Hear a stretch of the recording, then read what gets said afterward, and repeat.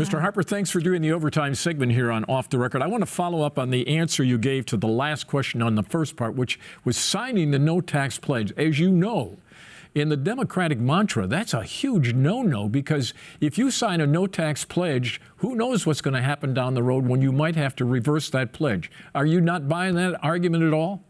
No, I don't buy that argument, because I think we all have to commit to making our being a better fiduciary of taxpayer dollars. There's no question about that, and there's no question that the amount of spending that we're seeing, we can get all of the things that I want to get done, all the things. Universal health care that includes mental health care, pass the PRO Act to undergird and strengthen our unions, get the John Lewis Voting Rights and Advancement Act, get women's reproductive freedom done. All of these things can get done, secure and really help. We underspend public education here in Michigan to the tune of $4 billion a year, and it's a shame.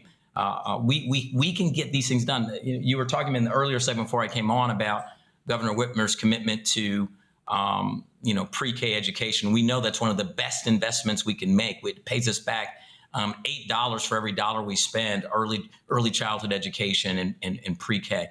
And so that all of those things can happen under the aegis of a $7.2 trillion budget. We unpack it and you start peeling back the onion, and you start seeing that we're rubber stamping the NDAA every year to the tune of raises of 2%, 3%, 5%, sometimes even higher. This is something that we can do without raising tax burden on people, and the money's already there. It's just how we spend it. We have to do it significantly more efficiently, and I don't think that's.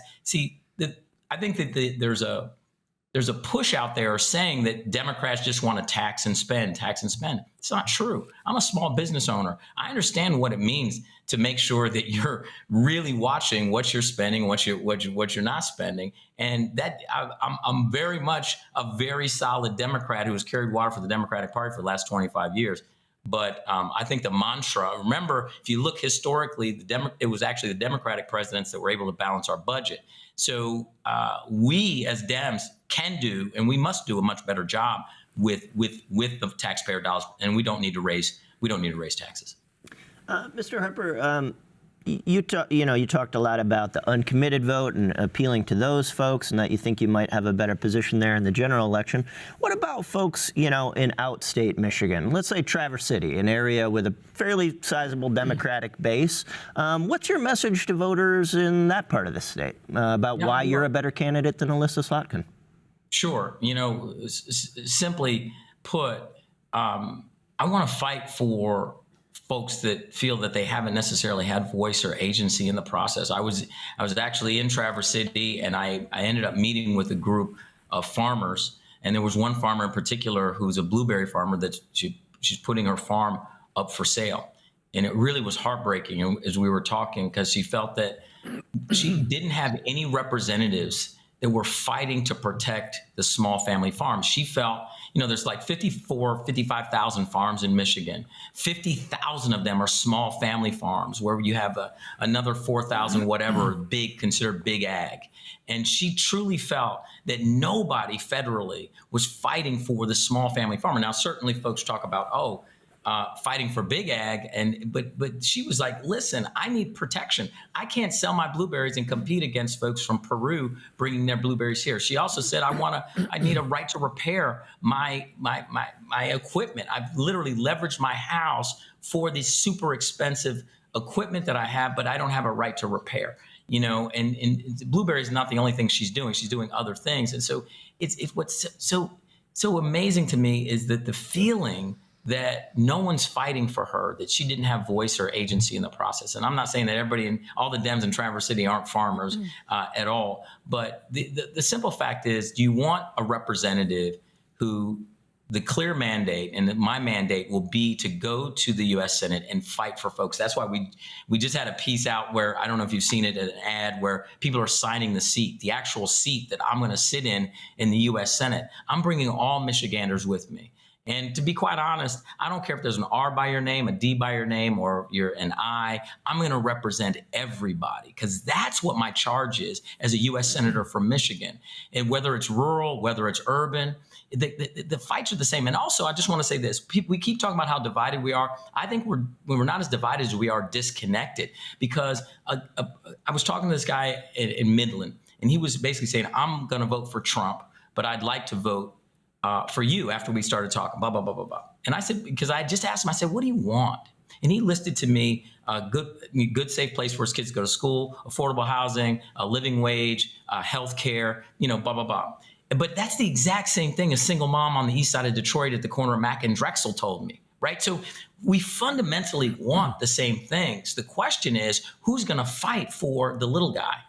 And that's me. And simply put, I'm not going to be beholden to big donors. I'm not going to be beholden to special interests. And I'm going to fight for the interests of Michiganders and people. That's why my candidacy is resonating with people across the board, because that's fundamentally what everybody wants, no matter how they identify.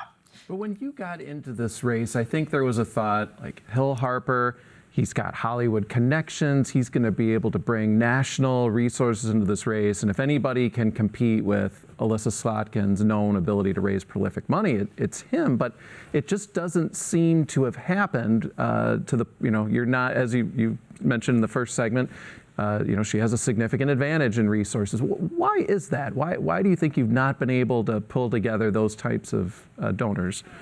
Well, I think it's a couple reasons. Number one is it wasn't and hasn't, and you could say where this is bad strategy or not. It really hasn't been my focus.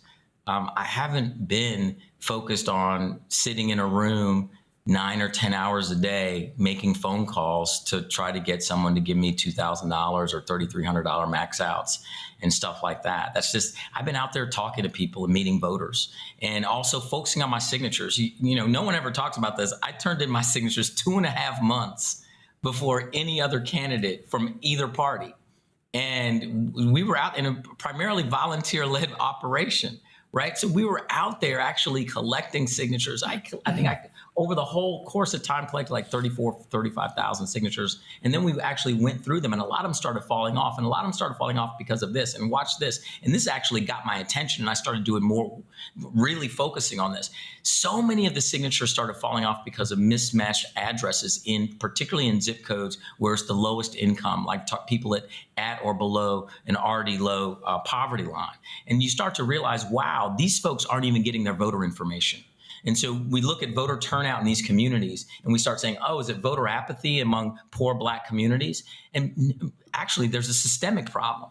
Folks, if you have housing fragility, you're moving 3 times a year, and you're working 2 jobs and a side hustle. You're not going to secretarystate.gov and updating your address. So they're not even getting their voting information. And so this process has been amazing to me, but sitting in a room raising money has not been my focus. Now, you could say, Hill, strategically, that was the wrong move.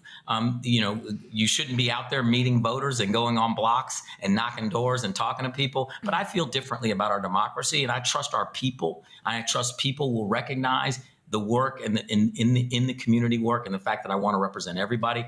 And that's it. And there's another factor too, and I don't want to gloss over this. During most of this run, many of my friends were on strike. They weren't working. And so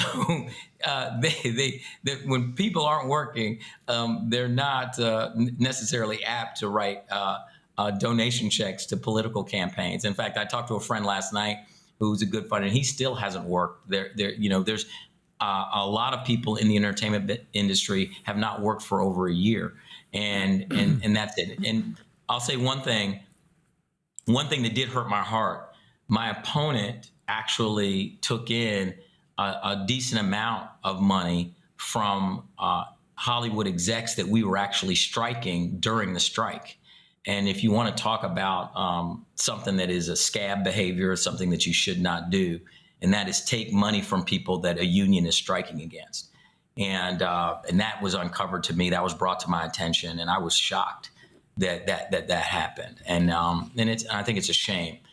because we have to stand with our unions. I'm a 32-year union member who's elected to the national board of my union. I was actually on strike, but I went to all the strike lines, UAW, nurses strike, SEIU healthcare. We went there, showed up, the casino workers. We went on the lines, gave out stuff. And so, I mean, we have to support our workers. We have to support labor. We have to support our unions.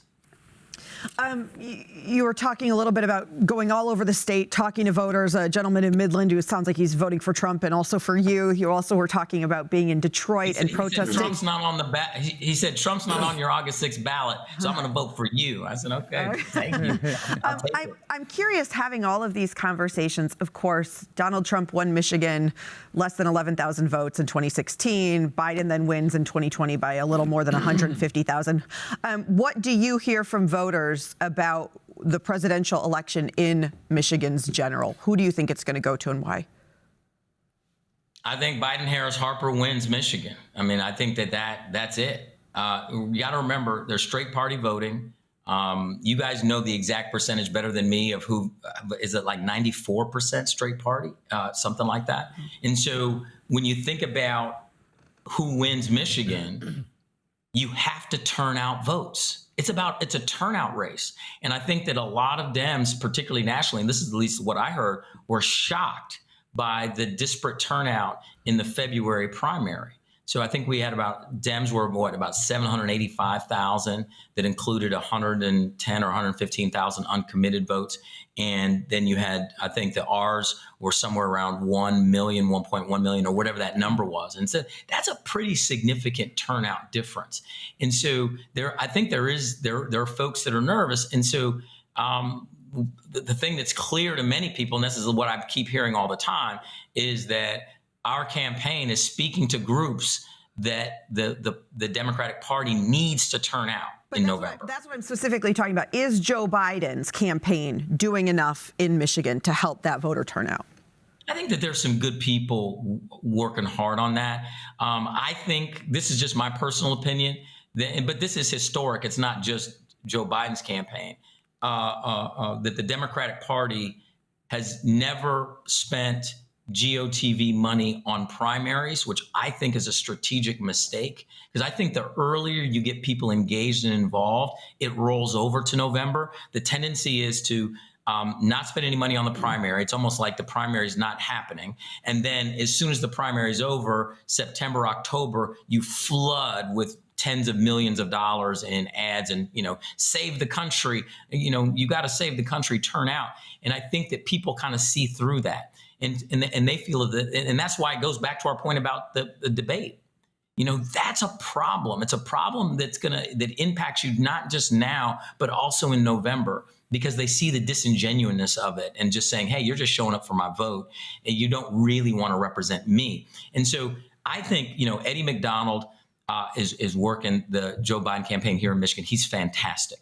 He's doing a great job. I think that they're putting together some events. We just had Representative Crockett come into the state. I was with her. She did a phenomenal job lighting people up and talking to people. And so they're doing a good job picking who they're bringing in. Mr. Harper, let's talk about your political chops. Have you ever voted for a Republican? No. Why did you take 5 seconds to answer that? Because the video is glitching. I feel like I'm moving. I'm pixelated. I don't know if you guys can see it, but my video is super pixelated, so it's glitching. So obviously you have no bipartisan chops. The Republicans have never fielded a candidate that you felt comfortable with? Not really, and not really. So for me, you have to understand that I vote for the candidate. And it's always been the best Dem that I voted for. But at the same time, if there was a Republican that I really felt strongly that I thought was a fantastic candidate, at the end of the day, we need great representatives. And we need diverse voices and diverse ideas and diverse thoughts in particularly the U.S. Senate. The U.S. Senate is the most powerful body in our. When I was at Harvard Law School, my constitutional law professor would hammer home that everything else is subordinate to the United States Senate, because the Senate fundamentally does two critical things. One, confirms lifetime appointments of federal judges, which we all know and we can see is extremely important. And two, 100 people decide where all the money goes. And that's it, right? That's it. And so when we think about how important these roles are, having different voices, particularly in the case of the Senate, where a place like Wyoming, North Dakota, South Dakota has fewer people each than greater Metro Detroit, yet each has 2 senators and 1 congressperson. And so when an open Senate seat like this comes up, who gets in that seat really, really matters. And that's why I'm proud that so many Michiganders want me in that seat. Now, if you talk about Republicans voting for me, in other words, voting cross-party, I do hope that we appeal to a wide cross-section of voters. All right, Mr. But for me, All right, I promised that I have to get you out for your next meeting, but just very quickly, I know you assumed that you were going to win this thing, but let's assume that you don't. Would you be interested in running for mayor of Detroit? no, Absolutely not. absolutely not. All right, will you come back and do the show later on? I would love to. Okay. I would love to. You guys are great. You're smart. And this is, to me, I just want to say this, and it just from my heart, this is what democracy looks like. The conversation that you guys just had before I even came on about in-state politics and educating people about what's really going on inside is so important. And it needs to be, I think, double-clicked on, highlighted, blown up, pushed out, because that's how we get people back in. And when we look at communities where voter turnout is so low, it's not because they're apathetic. It's because no one's talking to them. And you know, we have to do a better job, all of us. I'm talking about the media. I'm talking about the experts, the pundits, and folks who are running for office. All of us have to do a better job talking to everybody and saying everybody has a voice in this process, because that's what makes our democracy great. And that's why I'm running for office, quite frankly. So I'm so happy that I was able to be on early to see you guys talk about things that are specific to Michigan, specific to what's happening in Lansing, and the fact that it's so important for folks to hear that. Thank you, sir. It's great talking to you. Good luck. Thank you. We'll keep in touch, all right? Thank you. Thank you, everybody, for watching. More of the same next week right here for Off the Record.